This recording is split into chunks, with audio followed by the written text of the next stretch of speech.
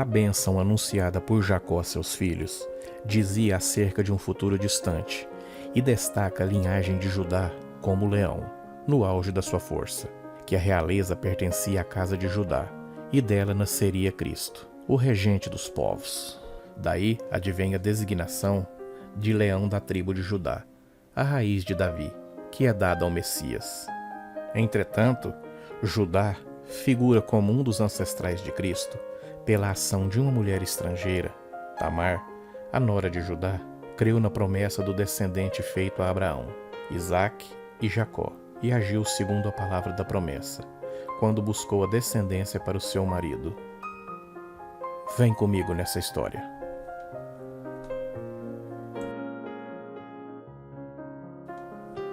Tamar foi a nora de Judá, filho de Jacó. A história se desenrola e ficou conhecida nas Escrituras, principalmente pela trama envolvendo o relacionamento com seu sogro e por ter gerado o neto de Jacó, que deu origem à linhagem de Davi e também do Senhor Jesus Cristo. Gênesis 38 traz o relato de José com a história a respeito de um dos seus irmãos, Judá, e seu relacionamento com sua nora Tamar. Na história de Judá, o quarto filho de Jacó havia deixado seu pai e irmãos e se casado com uma mulher cananeia, chamada Shua.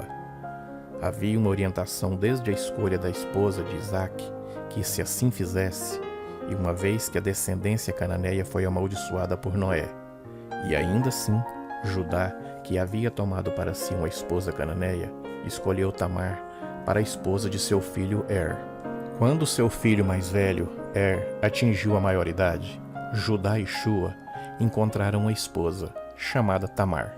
No entanto, de acordo com o relato, era mau aos olhos do Senhor. Por isso, Deus tirou sua vida, fazendo de Tamar uma viúva. No casamento levirato, o dever do cunhado era gerar um herdeiro masculino, com a viúva de seu irmão, para carregar o nome de seu irmão e garantir assim a sua herança. Nesse caso, a responsabilidade caiu sobre Onã, o irmão mais novo de Agora, embora Onã tomasse Tamar como esposa, ela se recusava a ter um filho que ele não seria capaz de chamar de seu. Então, em vez de conceber um filho com Tamar, Onã desperdiçou sua semente no chão, para não dar a descendência a seu irmão. E foi um ato vil que desagradou ao Senhor, e assim, o Senhor o tirou sua vida também. Agora, viúva 2 vezes, Tamar não tinha filhos, e estava sozinha. Aqui esperava que Judá providenciasse outro dos seus filhos para se casar e cuidar de Tamar.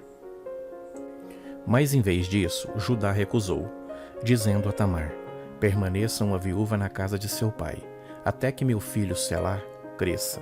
Temo que ele também morra, como sim seus irmãos. Embora Judá tenha argumentado que queria esperar até que Selá crescesse, é claro que ele não tinha intenção de casar outro filho com Tamar, uma negligência indesculpável de seus deveres paternais e injustiça com Tamar.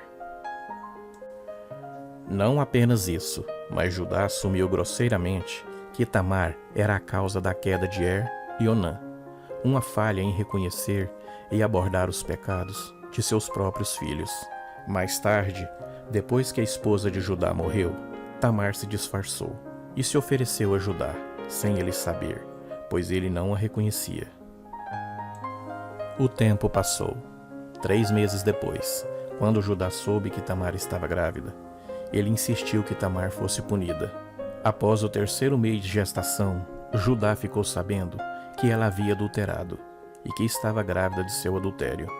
Judá ficou indignado e exigiu que Tamar sofresse a punição máxima para a mulher acusada de adultério. Isso significava que Judá queria que Tamar fosse morta, queimada viva em uma fogueira. Foi quando Tamar trouxe o bastão, o selo e o cordão de Judá, que ele havia lhe dado na noite do encontro, para provar que ele era, de fato, o pai.